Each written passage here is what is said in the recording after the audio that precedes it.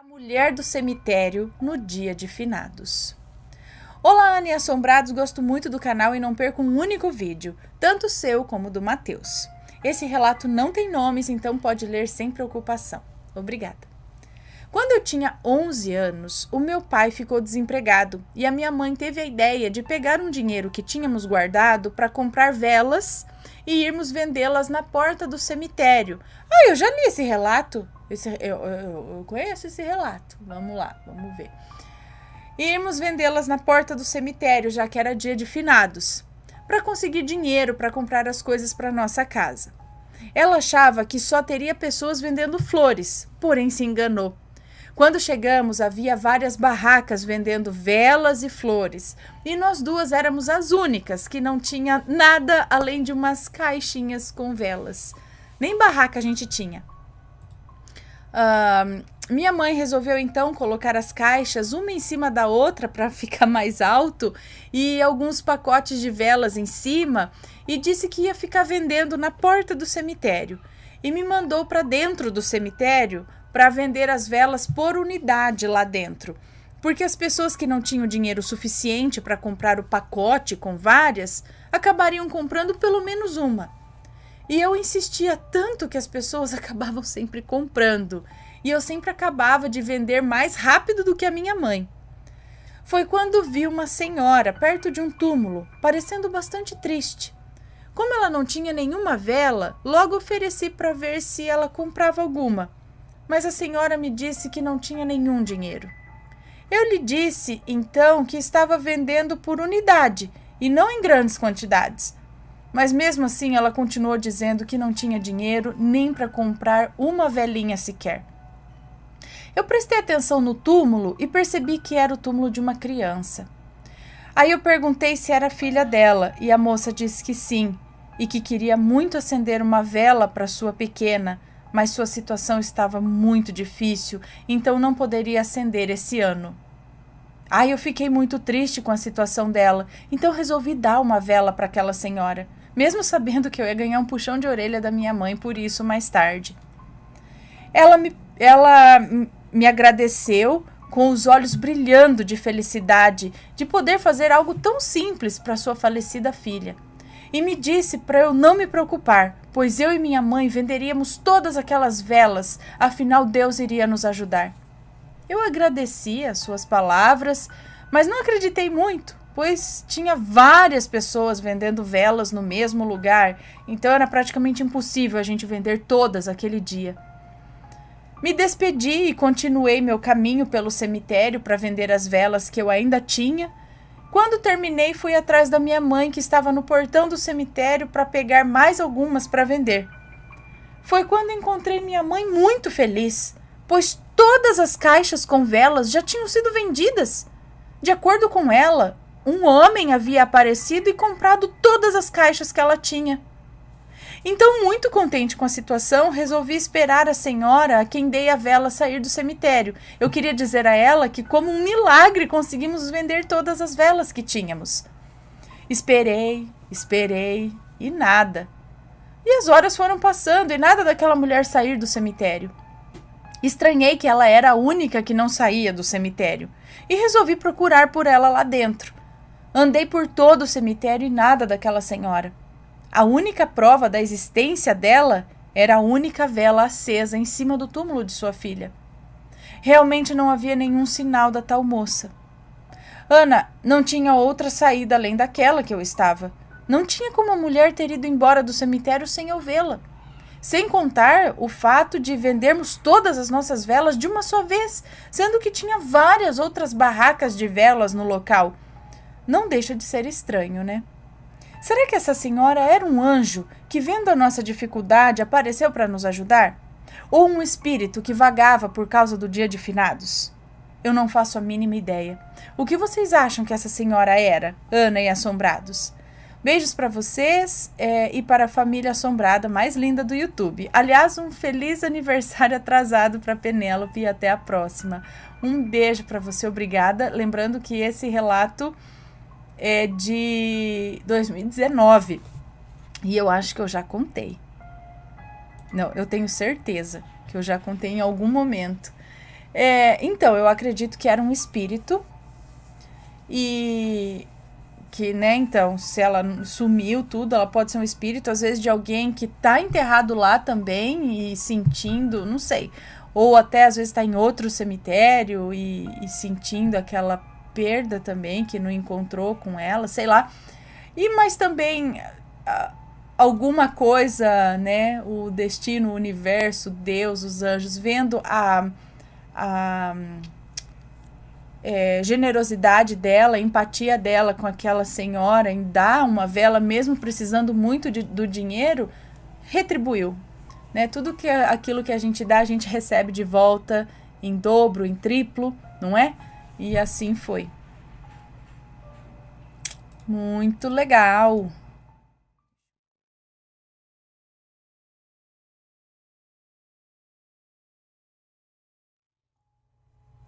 A mulher que entrou e não saiu mais.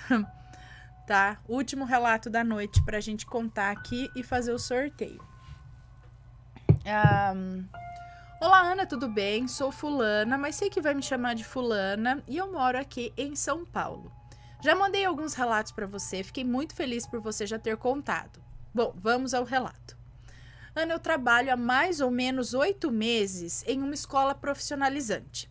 Não vou revelar o nome por motivo de segurança, mas vou deixar o nome só para você saber qual é a escola. E sem revelar para os assombrados. Ok. Ana, essa escola fica aberta das 8 da manhã às 10 da noite. E quem me contou essa história foi a moça da limpeza. Ela disse que um certo dia teve que ficar na escola até o horário de fechar. Ficou ela e a moça a moça da recepção, os alunos e os professores. Pois bem, ela disse que tudo ocorreu bem no decorrer do dia e à noite também. Ela disse que acabou as aulas, todos os alunos e professores foram embora e só ficou ela e a moça da recepção. Quando elas estavam se preparando para ir embora, apareceu uma mulher muito bonita, com um vestido chique, de salto alto, e pediu para usar o banheiro. E elas disseram que poderia usar sim, mas que fosse rápido, por favor, porque elas já iam fechar a escola. Tudo normal, até que o tempo foi passando e a mulher não saía mais do banheiro. A moça da limpeza resolveu ir atrás da mulher. A moça da limpeza também ficou lá, é isso? Ficou a da recepção e a da limpeza? Ficou ela... Peraí, tá, é que cortou aqui no início, ó. Ela disse que um certo dia teve que... Tá, e quem me contou essa história foi a moça da limpeza, entendi. Ela teve que ficar sozinha, ficou ela, que é a moça da limpeza, a moça da recepção, os alunos... Ah, tá. Aí agora ficou as duas só, a moça da limpeza e a moça da recepção. Então a mulher não saía nunca mais no banheiro. E aí a moça da limpeza resolveu ir atrás dela e perguntar por que ela estava demorando tanto, já que tinha mais de meia hora que ela estava no banheiro, né? De repente tá passando mal, desmaiou, vai saber, né? Ou sei lá. E pasme, Ana, a mulher não estava lá. Ela disse que não ficou assustada porque pensou que ela deveria ter subido para o andar de cima, ter ido para o andar de cima, já que a escola tem 2 andares. E no andar de cima fica o filtro de água. Pois bem, a moça disse que subiu e as luzes estavam todas apagadas. E aí ela estranhou, porque quem ficaria num lugar totalmente escuro? Ela disse que acendeu as luzes, olhou em tudo quanto é lugar e não achou a mulher. E então ela pensou, ela deve ter descido pelo outro lado, já que o andar de cima tem 2 saídas. E então ela desceu. Chegando lá embaixo, perguntou para a moça da recepção se a mulher já tinha saído da escola. E a moça disse que não. Aí ela falou, oxe, como não? Eu fui no banheiro atrás dela, ela não estava lá. Fui lá no andar de cima, onde tem o bebedouro de água, não estava lá, tudo vazio, escuro. Então, eu imaginei que ela já tinha saído. E foi nessa hora, Ana, que ela me disse que até onde não tinha cabelo arrepiou. Como assim a moça foi pro banheiro e sumiu? Então elas fecharam tudo e foram embora morrendo de medo, é lógico. E aí ela me disse que passou quase a noite toda ligando na escola para ver se realmente a mulher não ficou trancada lá dentro, mas nunca ninguém atendia. Chegando no outro dia à escola, ela disse que comentou com a dona. E a dona falou para ela não se preocupar, pois ela tinha mandado a mulher lá para cuidar da escola. Ah, como assim? Observação: a dona da escola é espírita. A moça da limpeza disse que depois desse dia, a moça da recepção pediu as contas, nunca mais voltou lá. Ana, eu já cuidei de uma mulher que era espírita. Eu já contei isso em um relato que eu te enviei. Mas eu não entendo muito da religião. Eu queria saber se você e os assombrados, se é possível uma pessoa que frequenta essa religião mandar alguém para um lugar para cuidar do ambiente ou até mesmo de uma pessoa. Nessa escola, já cheguei a ficar sozinha, até dar o horário de ir embora. E vou te contar, Ana, aconteceram coisas muito estranhas por lá, como ver alguém assim de canto de olho passando, ouvir barulho de bolinha de gude no andar de cima, entre outras coisas. Bom, esse foi o meu relato, espero que você e os assombrados gostem, apesar de não ser assim tão assustador como alguns que você conta. Um beijo para você e toda a família e os assombrados. Me contem aí, o que vocês acham que era essa mulher? Uma protetora ou alguém de outra dimensão? Então, eu até estava pensando em alguém de outra dimensão, que chegou lá e acabou indo para outra dimensão, né? Mas aí a mulher, a dona, já falou: ah, não, fique tranquila, é alguém que eu mandei para cuidar da escola. Então, ela estava ciente e ela sabia. Se ela mandou alguém, é, sei lá, um ser espiritual. Agora, assim, espírita, eu não sei. Espírita significa que é kardecista, né? Não sei. Agora, outra religião, vocês me digam aí, eu também não sei disso. Mas isso me lembrou 2 relatos. Que um cara contou pro meu irmão, na época que eles eram seguranças, um cara contou essa história pro meu irmão, que eles estavam cuidando da casa de um VIP, né, de um cliente lá, eles faziam a segurança da mansão, e a família estava viajando, e eles viam, acendia a luz dentro de cômodo, ligava chuveiro num banheiro da casa, e toda vez eles entravam, faziam a busca, a ronda, e nunca tinha ninguém. Teve um momento que eles têm uns telefones espalhados pela casa, onde, pelo que eu entendi, você tira do gancho e já fala com a central de segurança. E de um certo corredor, ou de um certo cômodo, esse ficava apitando dentro da sala de segurança que, vamos dizer, alguém tirou aquele telefone do gancho para falar com eles. Só que, hora que ia alguém lá dentro, não tinha ninguém na casa. A família estava viajando, não tinha ninguém. Eles tinham câmeras olhando. E aquele telefone ficava lá como se alguém tivesse, sabe? E aí eles falaram: não, a gente vai falar pro dono o que tá acontecendo. Aí quando eles falaram pro dono da casa, ele falou: ah, não, fica tranquilo, é o meu protetor que tá lá. Então, mais ou menos isso. Ele também tinha alguém ou alguma coisa que ficava pela casa para proteger. Tipo um segurança espiritual que era colocado lá de propósito por eles. É o que ela falou aqui, é a mulher que para cuidar da escola, é tipo um espírito protetor que vai ficar por lá. E aí tem uma outra história também, só que aí não é de espírito protetor, mas a pessoa também estava ciente de alguma coisa que estava acontecendo. É uma história lá de um mercado que tinha um açougue, e quando a pessoa chegou para abrir o estabelecimento, abrir o mercado, ele viu pegadas de sangue que saíam do açougue, iam para a porta de saída, ou ia da porta de saída até o açougue. Não sei se estava indo ou vindo do açougue, mas eram pegadas de tipo de boi, de pata de boi, de cavalo, não sei, de bode, sei lá. E aí ele falou: mas gente, entrou com um bicho aqui, tudo fechado, e ainda ia em direção ao açougue. Aí a pessoa falou com o dono também, falou, ó, tinha isso daqui muito estranho e tal. E aí o dono falou, não, isso é porque era pra eu ter feito uma coisa e eu não fiz. E, tipo, ele ficou ciente, sabe? Não foi uma coisa, falou, nossa, mas o que é isso? Me mostra o que é. A pessoa não ficou surpresa. Ela já sabe, falou, isso é porque eu tinha que fazer uma coisa e eu não fiz. Tipo, uma oferenda? Não sei o que, porque eram umas marcas de umas pegadas de bicho com sangue, assim, andando, dando doação. Então, coisas que a pessoa tava ciente. Então, por isso que eu falo, mas por que ela chegou e pediu pra ir no banheiro, gente? Você era um espírito? Vai no banheiro? Ela não podia só chegar e falar, sei lá, dá licença. Ou porque pra entrar ela precisava pedir permissão? Podia entrar invisível? Não podia. Ela foi vista, falou, se eu falar que eu vou cuidar da casa que elas vão ficar, então eu vou pedir pra ir no banheiro e vou sumir.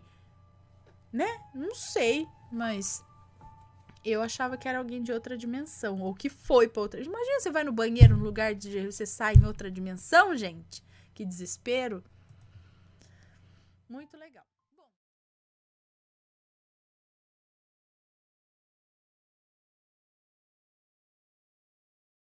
Então vamos começar com um relato que é longo. Cadê? E vamos ver aqui do que se trata. Vamos lá. Oh, meu Deus, ele é longo. Mas vamos lá. Fui possuída por causa de um amor. Olá, Ana. Me chamo Fulana, mas como já serei chamada de Fulana, tá. O relato que vou contar aconteceu comigo. Há muito tempo eu queria te enviar esse relato, mas estava sem coragem. Mas finalmente consegui. E como já sei, se houver nomes estarão trocados. Bom, Ana, isso aconteceu quando eu tinha 25 anos, ou seja, no ano de 2001, pois hoje tenho 43 anos. Eu morava em uma cidade do interior do Paraná, e nessa cidade meu pai tinha um comércio, um lava-carro. E no mesmo terreno havia uma lanchonete nos fundos. Nos fundos dessa lanchonete moravam dois rapazes que aqui vou chamar de Jorge e Carlos, que eram os donos dessa lanchonete. E eu e o meu pai e a minha mãe morávamos em cima dessa mesma lanchonete. E esqueci de mencionar que também tínhamos um pequeno quiosque em frente de nosso lava-carro, do qual eu e minha mãe tomávamos conta. E como morávamos e trabalhávamos todos no mesmo lugar, nos tornamos muito amigos uns dos outros. Minha mãe tinha Jorge e Carlos como se fossem os filhos que ela não teve. Isso porque sou apenas eu e minha irmã, mas a minha irmã não morava conosco. Ela jogava basquete e tinha ido embora para os Estados Unidos. Mas enfim, desde o primeiro momento que vi o Jorge, o meu coração disparou e senti algo que nunca havia sentido antes. Eu acho que foi amor à primeira vista, mas quem dera que não tivesse sido. Meu coração bate a mil nesse momento, lembrando do que passei. Mas vamos lá. Ana, como eu disse, me apaixonei pelo Jorge, mas até então guardava esse sentimento só pra mim. Mas tentava de todas as formas tirá-lo da minha cabeça, afinal de contas, ele era meu amigo e amigo dos meus pais. Só para esclarecer, ele tinha minha idade e Carlos era mais jovem. Foi muito tempo eu tentando esconder o que sentia por ele, até que não deu mais. Todos acabaram sabendo que eu gostava dele, inclusive ele. Mas infelizmente eu não era correspondida. Pelo menos não da forma que eu gostaria. Jorge era um rapaz bem popular, alto, bonito e rico. A lanchonete era mais um hobby para ele, pois os pais dele eram fazendeiros. Já eu era assim, não era tão popular, né? Eu era bem conhecida devido ao nosso comércio, mas sempre fui gordinha, andava quase sempre desarrumada devido ao trabalho no lava-carro. Trabalhava muito e nunca tive vergonha disso. Mas acredito que isso era um empecilho para o Jorge. Afinal, um cara super popular, creio que não gostaria de ter alguém como eu ao seu lado. Mas isso não vem ao caso no momento. Só comentei isso para ter certeza que ele também gostava de mim. Só comentei isso para ter certeza que ele também gostava de mim, mas nunca quis me assumir. E sei disso por coisas que ficava sabendo pela boca de amigos em comum e até mesmo do seu próprio irmão, Carlos. Falei todos esses detalhes para melhor esclarecimento dos fatos que virão a seguir. Como Jorge e Carlos tinham essa lanchonete, eles tinham uma senhora que trabalhava para eles e a chamarei de Maledite. Maledite era uma senhora que tinha mais ou menos uns 55 anos na época. Uma senhora toda solícita, toda cheia de boas intenções, toda amiguinha de todos, inclusive minha. Quando eu não estava trabalhando, eu estava junto dela e eu estava junto dela e dos rapazes, que era o meu passatempo favorito, estar perto deles, principalmente do Jorge, né? Eu me sentia maravilhosamente bem junto dele e do Carlos. Carlos era o irmão que eu não tive. Ele era o meu confidente, éramos super amigos. Mas voltando para Maledite, como todos já sabiam que eu era apaixonada pelo Jorge, ela, por consequência, também ficou sabendo. E nisso ele se aproximou ainda mais e nisso ele ou ela se aproximou ainda mais de mim. Ela, né, eu acho, se fazendo de muito minha amiga, tirando declarações de mim, sempre pronta para me ajudar e sempre me apoiando e me dando palavras de apoio, incentivo, e eu caindo nas boas intenções dela. Eu e Jorge, apesar de meu amor por ele e mesmo ele me evitando, éramos muito unidos, vivíamos rindo juntos, nos divertíamos muito juntos, nos dávamos muito bem e sempre onde eu estava, ele estava e vice-versa. Um certo dia, Maledite trouxe um livro para eu ver. Era um livro com uma capa horrível. Era uma capa negra com um símbolo estranho e parecia ser de couro, um couro envelhecido. Ela me entregou aquele livro em minhas mãos e me perguntou se eu já havia visto ele. Eu disse que não, mas já tinha ouvido falar. Eu não sei se posso falar aqui, mas o livro em questão é o livro de São Cipriano. Tá bom, não tem problema, o livro de São Cipriano. Comecei a folheá-lo e à medida em que eu ia olhando suas páginas, um arrepio muito grande ia subindo por minhas costas. Olhei um pouco e parei, e o entreguei a ela e não quis mais pegá-lo. E ela foi me dizendo o que aquele livro era capaz de fazer e quais as finalidades em que ele poderia ser usado. Assombrados, aquele livro tinha magias, feitiços, simpatias e sem falar nos horripilantes desenhos que lá existiam. Mas coincidências à parte, depois daquilo, Maledite começou a me oferecer chás para evitar gripe, chás que faziam bem para o estômago, chazinho bom para diabetes, porque eu sou diabética também. Passou a me oferecer comida servida no meu prato por ela, cafezinho servido também por ela, água servida por ela, enfim, tudo que eu ingerisse ali, praticamente tudo vinha da mão dela. E não só para mim, para o Jorge também, mas para mim tudo bem, ela era nossa amiga e gostava da gente, amiga entre aspas, né? Só que não. Eu e Jorge começamos a brigar muito. Não podíamos olhar um para a cara do outro e era por motivos bobos. Nada a ver com nada. Comecei a estranhar muito aquilo. Mas fazer o quê, não é mesmo? Deveria ser pelo que eu sentia por ele ou pelo que eu achava que ele sentia por mim, mas não tinha coragem de assumir. E isso foi piorando cada dia mais. Chegou uma época em que eu e ele ficamos mais de 3 meses sem nos olharmos.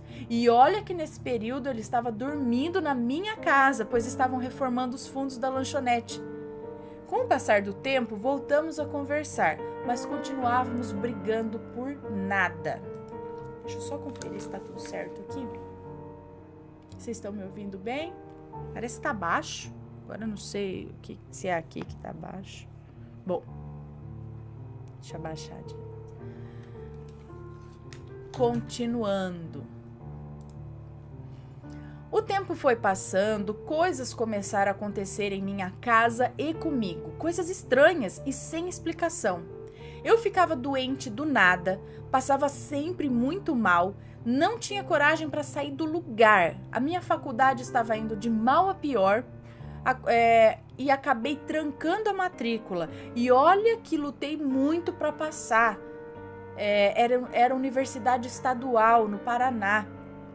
Os negócios da minha família começaram a ir de mal a pior. Comecei a perder dinheiro, literalmente falando. Eu não podia pegar dinheiro nas minhas mãos e eles simplesmente sumiam da minha mão, sem exageros, perdia mesmo. Meus pais nem deixavam mais eu pegar dinheiro. Eu estava me sentindo uma inútil. Eu tinha muita dor de cabeça, eu comecei a fazer todo tipo de exames para saber o que estava acontecendo comigo, mas nada, não dava nunca. Não dava nada nos meus exames. Meu neurologista não sabia mais o que fazer comigo. Ele chegou a pedir para eu e minha mãe se a gente tinha fé. Ele perguntou se a gente tinha fé, se acreditávamos em Deus, pois só ele poderia saber o que eu realmente tinha. Em minha casa caíam as coisas do nada. Cortinas se abriam sozinhas, sem vento nenhum. Comecei a ter pesadelos com uma sombra negra me sufocando. Eu acordava aos gritos, toda machucada, arranhada e sem conhecer meus próprios pais, sem saber onde eu estava. Em uma crise dessas, meus pais me levaram na casa de uma senhora que fazia oração. Era de madrugada. E ao chegar lá, ela abriu a porta, me olhou e disse que não estava preparada para enfrentar o que eu tinha, e pediu para que os meus pais procurassem ajuda. Me levaram para casa, eu voltei a mim e fiquei bem por uns dias.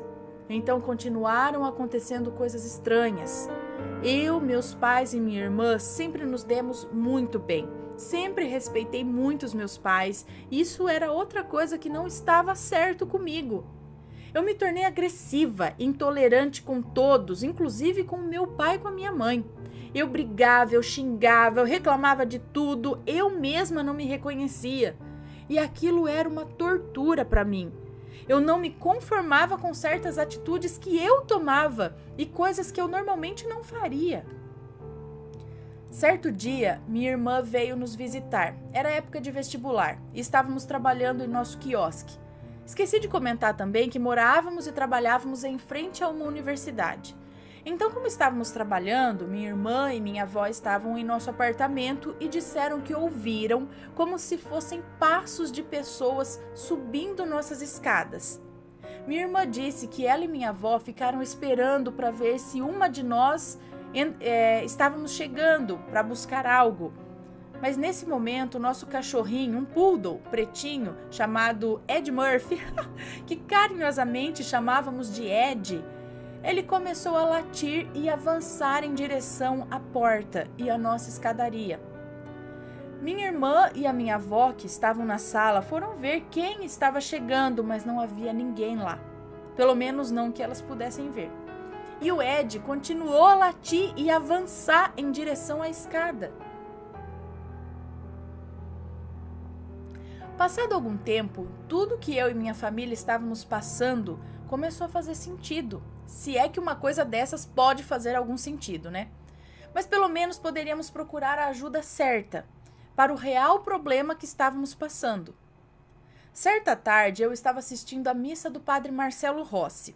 Isso era um sábado à tarde, pois eu sou católica carismática.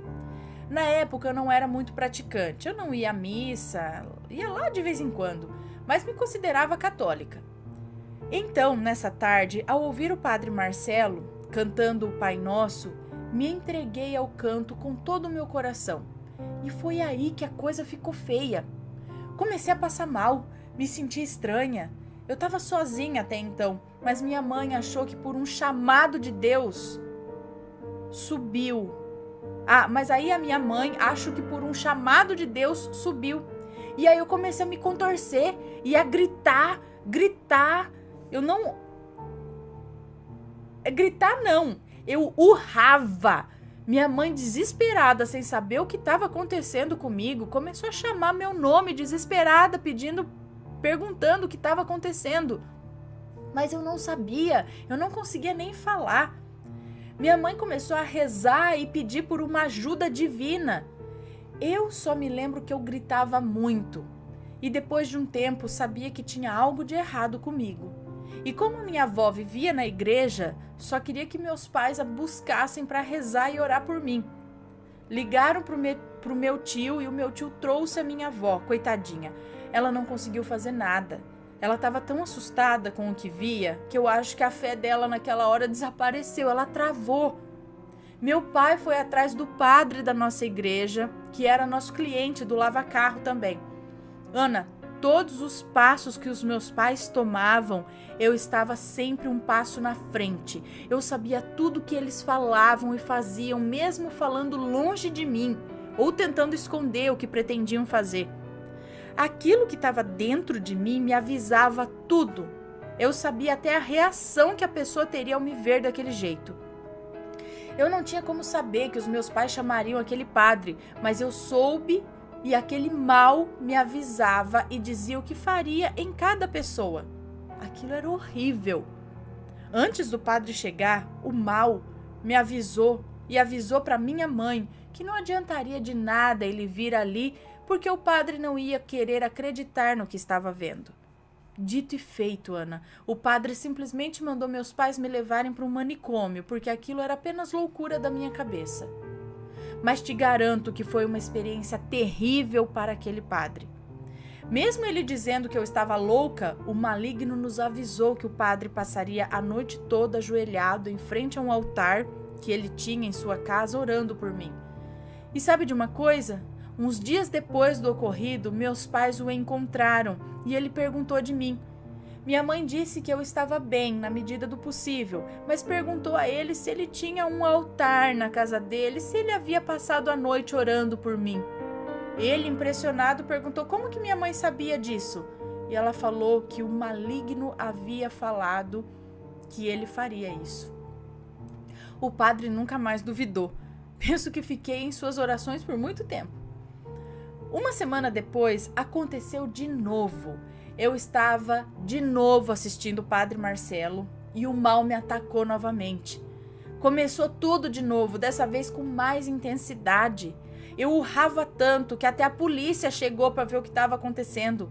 Chamaram meu pai, perguntaram o que estava acontecendo. Meu pai disse meio por cima o que estava acontecendo ali, então ofereceram ajuda se meu pai precisasse.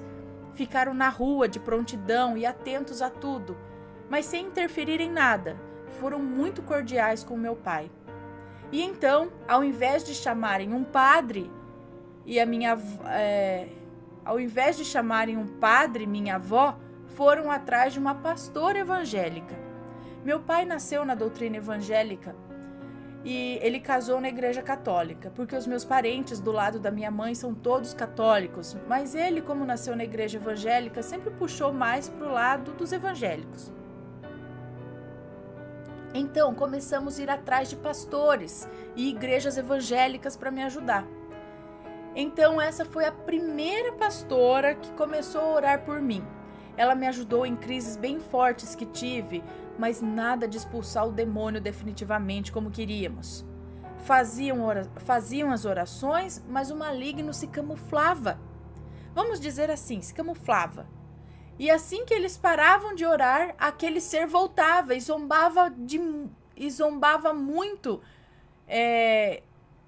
de que eles se achavam os bambambãs e ali continuava infernizando a minha família. Mas enfim, em uma das manifestações, essa primeira pastora, que foi uma das únicas que não se achava a superior a Deus, orava tentando expulsar o mal. E nesse dia meu pai não estava em casa. Ele era técnico de um time de futebol lá da minha cidade, um ótimo time por sinal. E nesse dia, essa pastora realmente incomodou esse ser. E ali ele começou a falar o porquê estava ali e o que ele queria. A missão dele era levar a minha alma, que havia sido oferecida pela Maledite, por ciúmes de mim com o Jorge. Segundo o maligno que estava em mim, ela gostava do Jorge e tinha muitos ciúmes de nós dois e não queria que ficássemos juntos. Mas ele dizia que infelizmente nós éramos uma família. Mas ele dizia... o mal dizia, o maligno que estava em mim, dizia que infelizmente nós éramos uma família consagrada a Deus. e que éramos muito forte em oração. Mas ele precisava levar a minha alma, a qual foi oferecida a ele. Então, nesse dia, ele disse que como ele não estava conseguindo me levar, ele levaria o meu pai. Faria meu pai sofrer um acidente retornando do jogo no qual ele estava. Ana, eu vi certinho o acidente e o meu pai morto. Não foi coisa da minha cabeça, eu realmente vi da mesma forma que via e ouvia as coisas que ele queria que eu visse e ouvisse. Da mesma forma que eu sabia de coisas que não teria como eu saber. Então, em momentos em que eu conseguia controlá-lo, eu conseguia dizer o que ele estava planejando ou armando. E nessa hora, consegui avisar para essa pastora, para ela orar e colocar o meu pai nas orações, porque o mal queria acabar com ele. Foi onde ela voltou a oração para a libertação do meu pai. E ele, furioso, e mais uma vez, sem conseguir o que planejava, afirmou que mesmo não conseguindo tirar a vida do meu pai, ele faria com que acontecesse mesmo assim um acidente com a Kombi e mataria outras pessoas. Mais uma vez eu vi o acidente e eu vi 6 mortes. Vi quais deles morreriam. Vi a posição em que cada um estava dentro da Kombi. Eu vi o meu pai dirigindo, eu vi a forma como cada um ficaria e vi o meu pai sentado com as mãos na cabeça e chorando a morte de seus rapazes. Eu vi a curva em que aconteceria o acidente, eu vi tudo, Ana, eu vi tudo. Meu desespero era tão grande. Eu conhecia cada um deles. Eu chorava e implorava para que aquela mulher não parasse de orar, porque o acidente ainda aconteceria. E ela tentava me acalmar e dizia que estava tudo bem, que Deus já havia libertado. A morte do meu pai, sim, eu vi que ele estava liberto, mas e o dos outros? Eu penso que ela já estava exausta, pois já fazia muito tempo que ela estava naquela luta. Mas depois de muito implorar, ela retomou as orações até a libertação total daquela tragédia anunciada pelo mal. Meu pai não sabia o que estava acontecendo lá em casa naquele dia. Então, assim que ele chegou em casa, minha mãe, que estava acompanhando tudo de perto, vendo e ouvindo tudo, perguntou para o meu pai se não tinha acontecido nada no caminho de volta. Perguntou quem é que estava dirigindo, porque geralmente eles tinham o motorista. Então, a princípio, ele disse que não havia acontecido nada. Então, pensei que poderia ter sido só coisa da minha mente confusa. Mas aí ele parou um pouco, pensou e disse que era ele que estava dirigindo porque o fulano, que era o motorista, não tinha ido. E que na estrada teve uma curva que ele meio que perdeu o controle do volante. O volante e a Kombi não respondiam o comando dele. Ele puxava para o lado da curva, mas não ia. Então, eu comecei a perguntar se o fulano estava sentado em tal lugar, se o ciclano estava em tal lugar, e assim eu fui dando os nomes e o local em que cada um estaria sentado. E o meu pai foi confirmando cada um deles. Os 6 mortos que vi estavam sentados exatamente no lugar em que vi cada um deles. Então, depois desse questionamento, contamos o que havia acontecido. Alguém deve estar perguntando como sei de tudo isso, se alguém me contava o que eu fazia ou falava, mas já ouvi alguns relatos em que as pessoas não se lembram do que faziam, mas o maligno não tirava a minha consciência. Eu ficava o tempo todo consciente, eu só não tinha controle sobre aquilo. E ele se comunicava através de mim. Ele me usava para conversar, para zombar, para caçoar e também destruir alguns pastores que não estavam em verdadeira unção com Deus e com a igreja.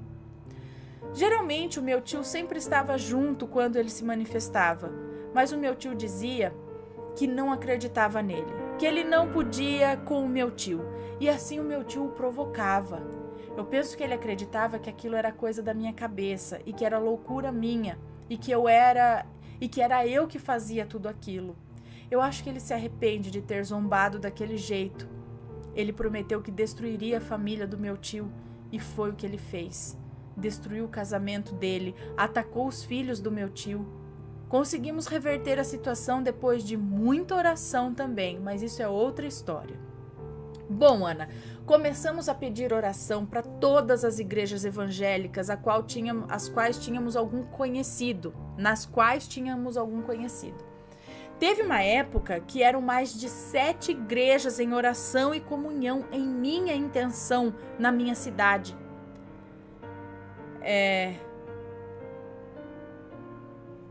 Eram mais de 7 igrejas em oração e comunhão em minha intenção na minha cidade, em Curitiba, em Santos e em São Paulo. Fazíamos campanhas de 7 dias, 15 dias, um mês. Eu ia para todo lugar na esperança de ser liberta. Ele se manifestava lá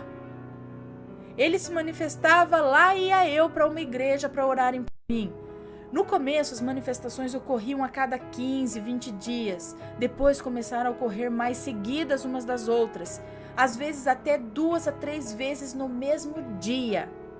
Minha mãe não descansava mais. Ela era a única que sabia realmente quando ele tinha ido embora ou quando ele estava apenas disfarçando. Tinha vezes que a oração dela era mais eficiente do que a oração de pessoas que se diziam de Deus.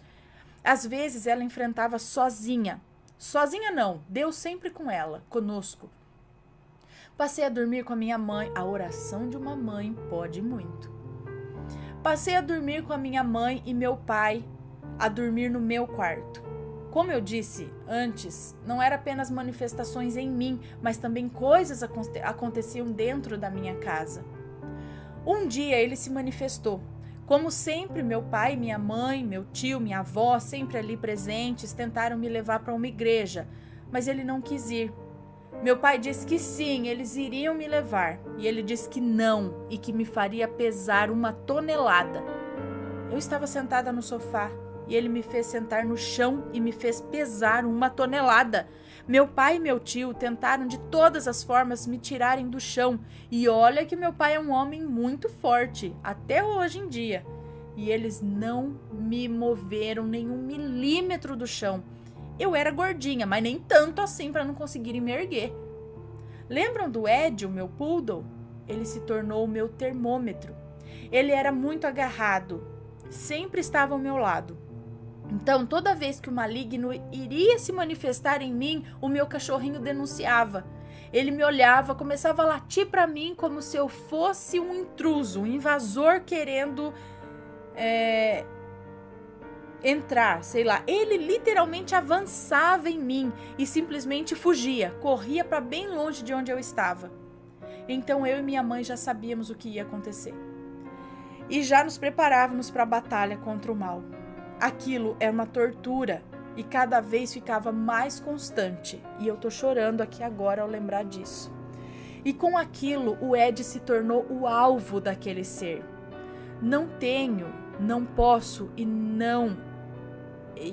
me recuso a contar as barbaridades que aquele ser fazia eu cometer com aquele pobre animal.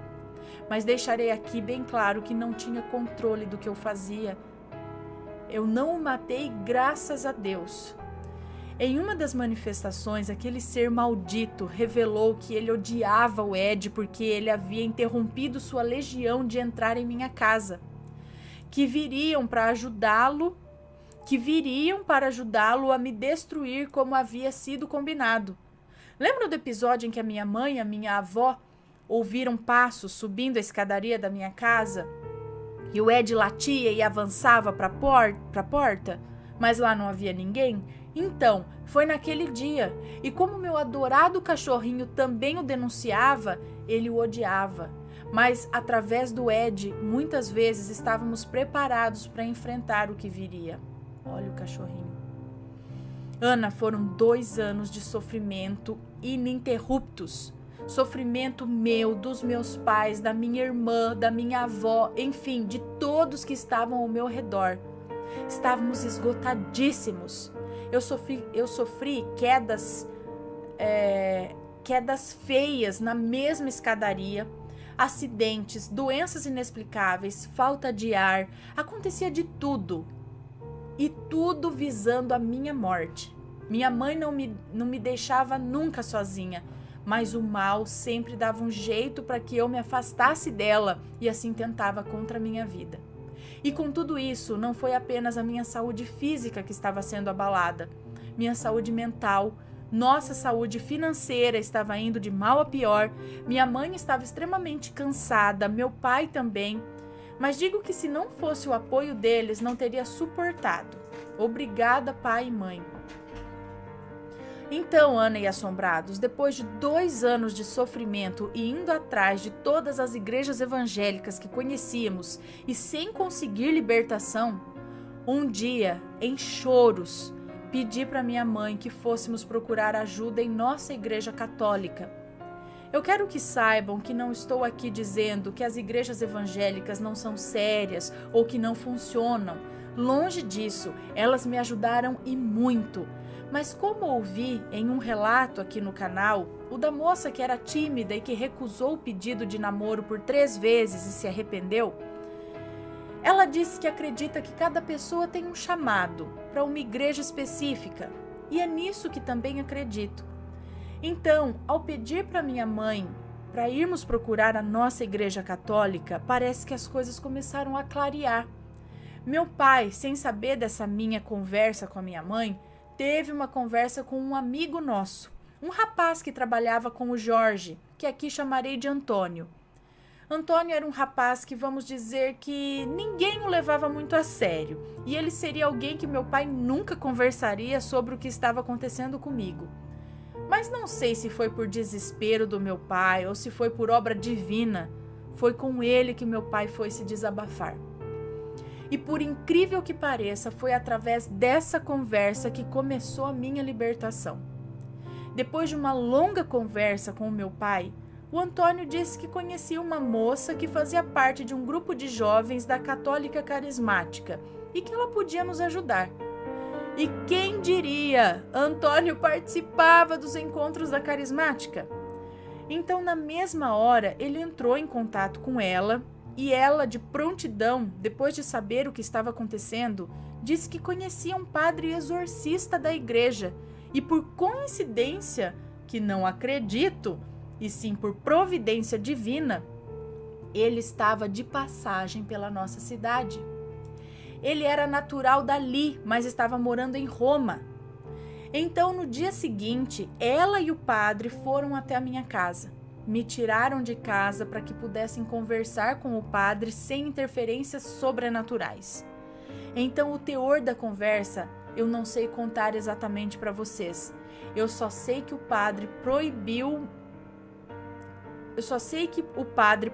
Marta, nome também fictício, de fazer qualquer intervenção ali, antes que ele fizesse o exorcismo. Quem é Marta? Mais uma coincidência, minha irmã era jogadora de basquete, lembra, Ana? Então, Marta e minha irmã jogavam juntas no início da carreira de minha irmã. Então, nos conhecíamos já. Marta era amiga que esse cara falou que é isso, da carismática. Só sei que o padre proibiu Marta de fazer qualquer intervenção ali antes que ele fizesse o exorcismo. Mais uma coincidência, a minha irmã era jogadora de basquete, então Marta e minha irmã jogavam juntas no início da carreira da minha irmã. Então nos conhecíamos já, essa garota aí do carismático. Bom, mas enfim, o padre foi para casa, se preparou e no dia seguinte voltou sozinho. Sozinho não, bem acompanhado por Deus e toda a milícia celeste, preparado e muito focado no que iria fazer. Ele começou com o exorcismo lá embaixo, em todo o terreno, todo o espaço físico do local, pátio, quiosque, lava-carro, lanchonete, e assim foi. E nisso já sentia que algo estava errado.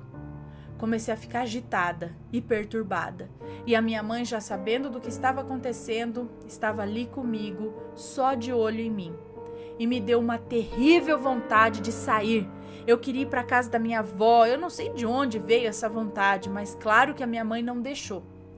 Eles nem me deixavam dirigir mesmo. Então me deu um sono tão grande que eu quis ir dormir de todo jeito. Aí ela não conseguiu me segurar, eu fui deitar. Mas não adiantou de nada. Eram apenas artimanhas que o maligno havia arrumado para fugir do exorcismo. Mas assim que o padre, que aqui chamarei de Augusto, entrou em minha casa, e adivinha o que aconteceu? O ser das trevas se manifestou. Mas antes a minha mãe me chamou, me levou até a cozinha, me colocou sentada na cadeira. Então o padre, olhando em meus olhos, olhos dos quais eu comecei a desviar do olhar do padre, porque aquele olhar incomodava e muito. Foi aí que ele pegou um crucifixo, água benta, e nisso começou a batalha. Assim que aquele ser infernal percebeu que o que estava para acontecer não iria ter volta, primeiramente ele usou a artimanha de se camuflar, vamos dizer assim. Ele ficou ali quietinho dentro de mim, fazendo de conta que estava tudo bem, fazendo eu dizer que eu estava bem, que eu já estava liberta, mas aquilo era só fachada. Eu estava ali paralisada, sem ter controle sobre o meu corpo e sentindo que ele planejava atacar aquele padre. Eu sentia que ele avançaria no padre e queria jogá-lo pela escada abaixo, porque sim, o padre estava de costas para a escadaria, tipo o exorcista mesmo. Mas eu não conseguia fazer nada. Eu estava completamente presa e não conseguia nem falar dos planos daquele ser. Então o padre fez o sinal da cruz, me jogou água benta e me ungiu com óleo sagrado. E aí a coisa ficou feia. O maligno fez com que eu me jogasse no chão. Aqueles urros de costume eram mais estridentes do que costumavam ser. Ele fazia com que eu me contorcesse no chão, tentava soquear o padre Augusto. Ana, aquela água e aquele óleo me queimava tanto, mas tanto, que era uma dor insuportável. Eu gritava de dor e pedia ajuda para minha mãe, eu pedia socorro, implorava para que ela pedisse para que aquilo parasse. A dor que eu estava sentindo era terrível e eu estou chorando novamente ao lembrar. Minha mãe chorava junto comigo, mas mesmo assim ela permanecia ali, forte. Tentava me acalmar e dizia que logo passaria, pois era para o meu bem, tudo aquilo. Padre Augusto continuava o exorcismo e aquele ser do mal, percebendo que o padre não pararia com a oração, resolveu, por seu plano de vendo que aquilo não e aquele ser do mal, percebendo que o padre não pararia com a oração, resolveu colocar o seu plano de jogar Augusto pela escada abaixo. Ele fez com que eu fosse me aproximando do padre aos poucos. Mas creio que como o padre sabia muito bem com o que estava lidando, ele estava muito atento aos meus movimentos. Então fui me aproximando e me aproximando dele e em um único impulso avancei no padre tentando empurrá-lo para baixo. Mas como eu disse, o padre sabia bem com o que estava lidando. Então ele se desviou, graças a Deus, nada aconteceu a ele. O mal tentou outras vezes agredir o padre, mas todas as vezes sem sucesso.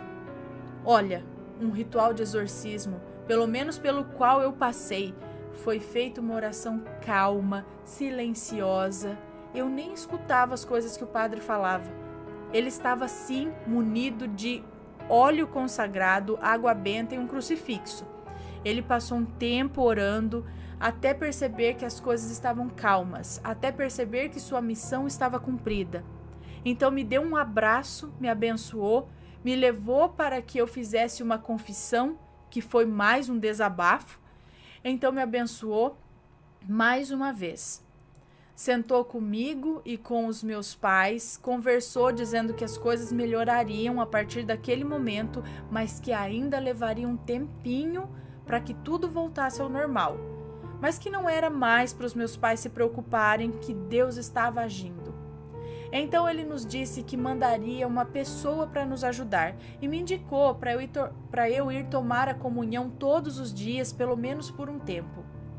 Então uma senhora que também era da carismática e que tinha muitos dons de cura e libertação, começou a nos ajudar com orações. Comecei a frequentar todos os dias a missa na casa de um padre aposentado que morava próximo à minha casa. Então, realmente, depois daquele dia do exorcismo, comecei a melhorar. Uma melhora significativa diariamente, até ser liberta totalmente. Um tempinho depois,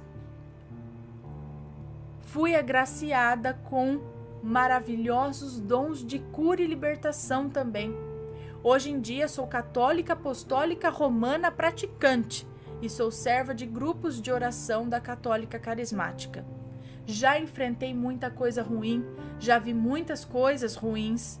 Nós, como servos, estamos em constante batalha contra o inimigo. Somos alvos deles, mas sempre buscamos apoio em nosso misericordioso e adorado Deus. Agradeço muito a Deus por tudo que tem feito na minha vida e na vida dos meus pais e da minha irmã.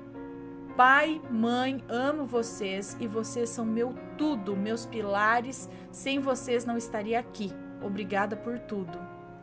Bom, Ana e assombrados, me desculpem pelo relato longo, mas eu precisava entrar em alguns detalhes para que pudessem entender perfeitamente pelo que passei.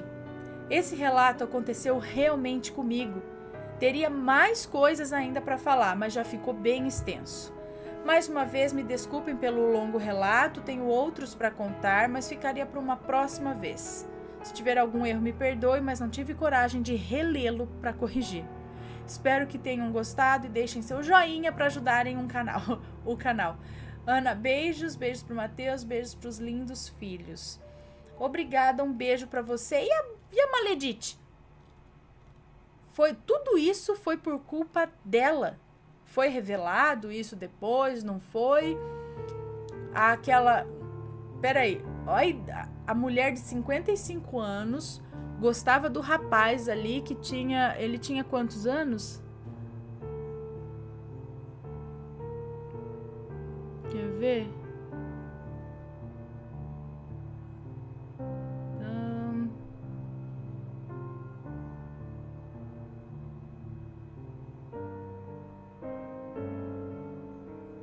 Peraí, agora não sei aqui, mas devia ter por volta de 25, 20 e poucos anos também, né? E aí a mulher lá de 55, apaixonada no rapaz, tinha ciúmes dos dois, e aí foi jogando, e jogou isso só nela. Foi revelado isso depois, que realmente foi ela? Não lembro se eu li aqui alguma coisa assim, mas assim, por conta, às vezes, de um trabalho, de alguma intenção, de alguma coisa que a pessoa fez, olha o fuar que fez na vida, não só de uma pessoa. Poderia envolver várias mortes, várias coisas ruins. Ela colocou, foi um negócio ruim que colocou ali uma... Gente do céu, olha só. Bom, não sei o que aconteceu, se você tem a atualização, pode contar pra gente em relação a Maledite, que fez isso. Mas eu acho que o preço que ela tem a pagar ou já pagou não foi baixo, porque ela deve ter mexido com coisa pesada aí para colocar em você.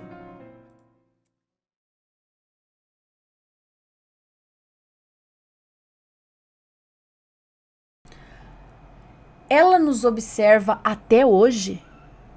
Boa noite, Ana. Meu nome é Fulana e esse relato é do meu irmão de 9 anos. Ai, que bonitinho. Se tiver nomes, estarão trocados. Agora é ele contando. Era um dia normal e, como sempre, no final de semana, minha irmã ia dormir na casa do namorado dela. Minha mãe trabalha de noite, mas nessa noite ela estava em casa, de folga, né? Então, eu não ia poder dormir com o meu pai no quarto dele. Para me sentir melhor, tadinho, ficou sozinho, sem a irmã e sem o pai. Para me sentir melhor, fui dormir na cama da minha irmã, que fica no mesmo quarto e longe da porta. Mas nessa noite eu não conseguia dormir. Não sei porquê, e acabei deixando a luz do quarto acesa. Mas meus pais pediram para apagar, e eu apaguei.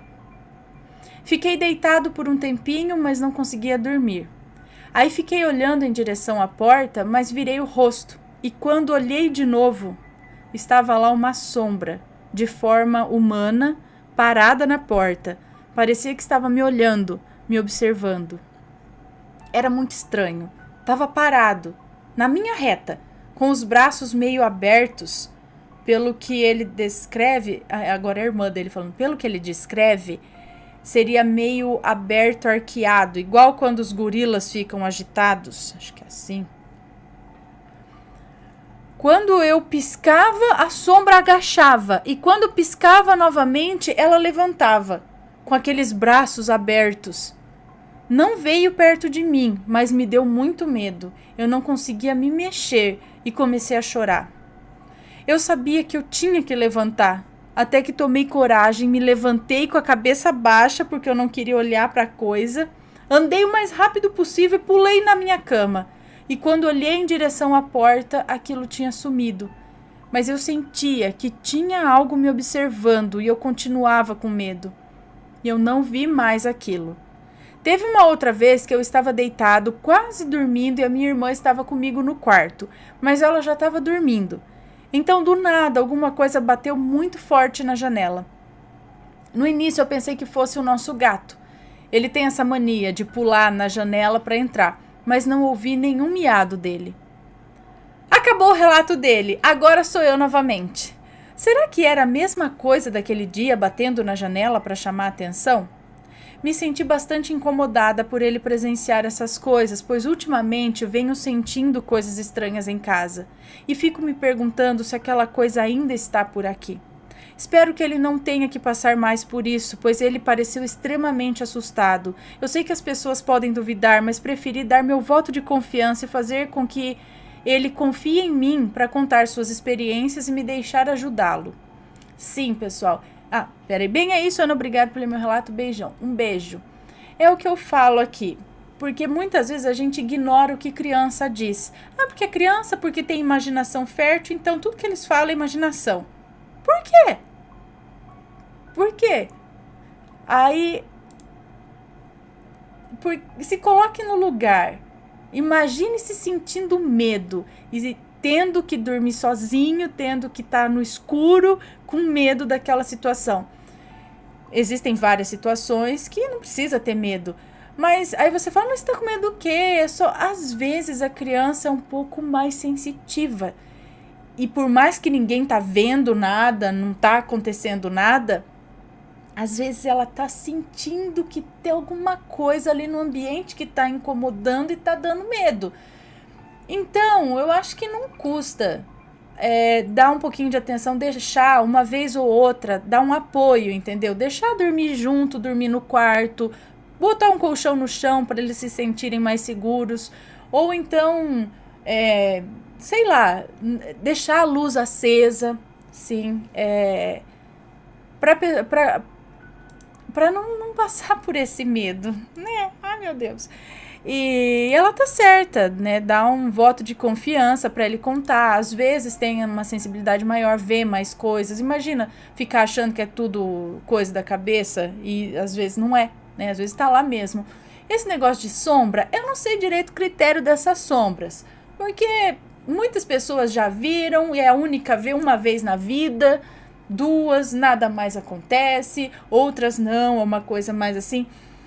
Às vezes está relacionado, não sei, com vibração da casa, às vezes dá uma baixada na vibração, assim, às vezes está acontecendo alguns problemas na casa ou com algumas pessoas da casa, e aí isso facilita para que essas sombras apareçam. Eu já vi essas sombras, e aí que eu digo para você, gente, eu adulta, gritei de medo de ver um negócio 1 segundo na minha frente, lá, sei lá, a hora que eu abri o olho tinha, aí você não sabe se era sonho, você viu, aí você fala, não, eu abri o olho e vi, não vi abrir o olho. E aí você pensa, criança, tadinha, às vezes tá falando, mãe, eu tô com medo. Não, pode dormir aí, vai dormir aí no seu quarto, sim, com a luz apagada. Pelo amor de Deus, não. Eu não durmo. Eu acendo a luz depois de madrugada, falo, minha mãe não vai ver, eu vou ficar com essa luz acesa e não vou dormir. Ou vou, sei lá. Porque é muito ruim, gente, passar medo, né? Então, né, fazer oração sempre, antes de dormir, principalmente, pedir proteção, tanto durante o dia quanto durante o sono, tá? Pra não ter essas coisas aí perturbando, chegando no escuro, né? Mas escutem as crianças, sim. E a gente consegue identificar quando é uma manha, que eu não quero dormir no meu quarto hoje, e quando realmente tá com medo, foi uma coisa que a criança falou sério, que sentiu medo.